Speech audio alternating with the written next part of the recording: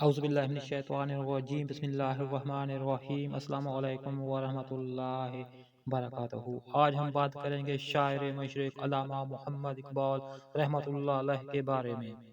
برائے مہربانی اگر آپ میرے چینل پر نئے ہیں تو میرے چینل کو سبسکرائب ضرور کر دیں تاکہ میری آنے والی تمام ویڈیوز کا نوٹیفیکیشن آپ تک بار بار پہنچ سکے۔ علامہ محمد اقبال رحمۃ اللہ علیہ ہمارے قومی شاعر ہیں۔ قوم نے آپ کو شاعر مشرق، حکیم الامت اور مفکر پاکستان کے القابات سے نوازا ہے۔ علامہ محمد اقبال رحمۃ اللہ علیہ 9 نومبر 1877 کو پاکستان کے تاریخی شہر سیالکوٹ میں پیدا ہوئے۔ آپ کے آباء و اجداد کشمیر سے تعلق رکھتے تھے۔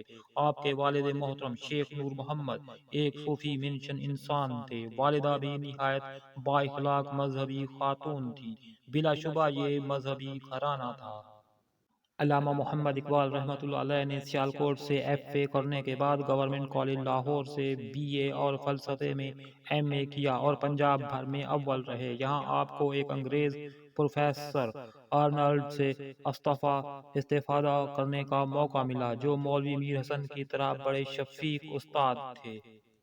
1905 میں آپ اعلیٰ تعلیم کے لیے انگلستان چلے گئے ہیں۔ وہاں آپ نے کیمبرج یونیورسٹی سے قانون کی ڈگری حاصل کی۔ وہاں سے آپ جرمنی گئے اور فلسفے میں پی ایچ ڈی کی۔ وطن واپس آ گئے اور لاہور میں قیام کیا۔ کچھ عرصہ وکالت کی لیکن اسے مکمل طور پر نہ اپنایا۔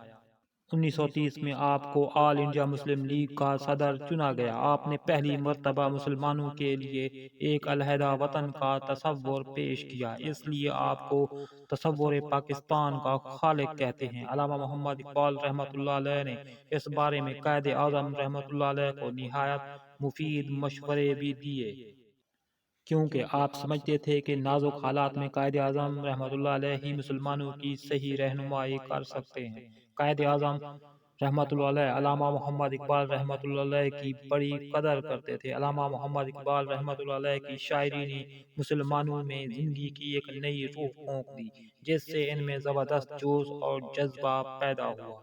آپ نے مسلمانوں کو غفلت سے بیدار کر کے ان کے اندر آزادی کی تڑپ اور غلامی کی زنجیریں توڑنے کا جذبہ پیدا کیا۔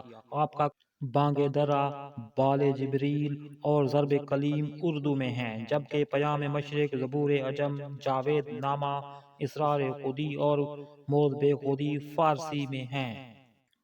آپ 21 اپریل 1938 کو اس دار فانی سے کوچ کر گئے۔ لاہور میں بادشاہی مسجد کے باہر صدر دروازے کے قریب آپ کا مزار ہے۔